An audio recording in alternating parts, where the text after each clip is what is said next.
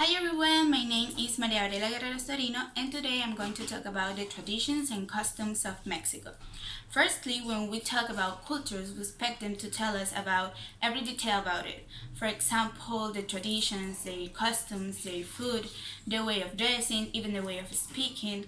We find it interesting when talking about cultures and customs that each one of them has because at some point people are curious to know and explore things that are not common to what they are usually familiar with. There are different ways to do an action having the same meaning. For example, in Japan, they say hello and goodbye with a bow. In Alaska, they say hello, rubbing their noses. In France, they say hello and goodbye with a kiss in the cheek. Or for example, in Japan and other Asian countries, they use chopstick to it. Or in Alaska, no, in India and North Africa, they use their fingers to it. So now we know a little more about the customs of some countries. So I will specify a country and its tradition because I consider it interesting. Now I will talk about the traditions of Mexico. Mexico is a country with a long history, which is reflected in the traditions and customs respected by its citizens and of which they are very proud. So I'm going to talk about different traditions and the most popular customs of Mexico. The first one is Day of the Virgin of Guadalupe. Devotion to the Virgin of Guadalupe is deeply associated in Mexican people, making the celebration of her day one of the most important and popular traditional festivals. It is celebrated on December 12th because that was the last day on which the Virgin appeared to San Juan Diego on the El Tepeyac hill. The second one is Dance of the Flyers. This is a ritual that its origin in pre-Hispanic times on the Papantla region, on the border of between Veracruz and Puebla, Mexico. It is a ritual full of symbolisms and mysticisms. It has been carried out for hundreds of years as a means of communicating with the gods and invoking rains in times of drought.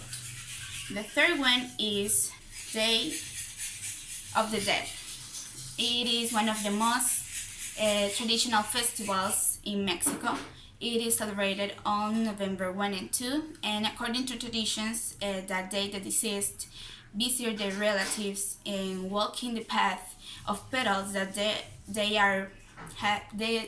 have made them to guide them. One of the most traditional elements in this festival is the altar. Here people offering the things that will give to the dead and could be food and drinks. The fourth one is Independence Day. It is celebrated on September 16 in every corner of Mexico, and to celebrate it, all cities dress up to party. The food stalls are established in the surroundings of the square, offering traditional dishes representative of Mexican gastronomy such as chiles en nogada and mole poblano. The party ends when the attendees shoot with pride "Long Life Mexico." The last one is the charreada. Well, the charreria. The charreria is another of the most representative traditions, and the charreria as such consists of the art of horse management. Those who practice it are known as charros, and they wear the typical clothing: pants, jacket, hat, boots, and tie. The charreadas are sporting events similar to the rodeos, in which the charros participate and perform different maneuvers. Well, finally, in conclusion, I can say that Mexican culture is a mystical, religious, and spiritual culture. It is also proud of its national sovereignty and respectful the dead. They believe in the life beyond. So thank you for watching. I hope you liked the video. See you next time.